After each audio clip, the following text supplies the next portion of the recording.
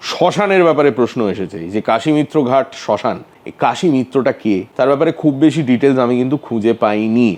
তার নাম নিয়েও ইনফ্যাক্ট একটা কনফিউশন আছে, কিছু জায়গায় লেখা আছে কাশীশ্বর মিত্র, কিছু জায়গায় লেখা আছে কাশীনাথ মিত্র, কিন্তু ওই কাশী আর মিত্র এই দুটো কনস্ট্যান্ট আর কি। ভদ্রলোক অবভিয়াসলি প্রচন্ড বড় লোক ছিলেন, স্থানীয় কোনো খুব ইনফ্লুয়েন্সিয়াল মানুষ ছিলেন বোধহয়, এবং 1770s শুরুর দিকে ওই ঘাটটা উনি তৈরি করান, যেটা নাকি কলকাতার মানে একেবারে শুরুর দিককার ওই ডেডিকেটেড শ্মশানগুলোর মধ্যে একটা।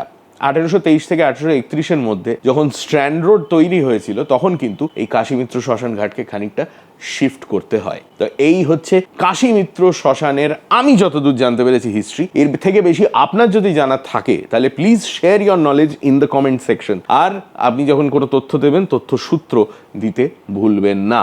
কলকাতার ইতিহাস সম্বন্ধে বা বাংলার ইতিহাস সম্বন্ধে এরকম আরো অনেক গল্প শুনতে হলে ইনস্টাগ্রামে ফলো করুন আর ইউটিউবে সাবস্ক্রাইব করুন টু হাফ প্যান্ট হিস্ট্রি।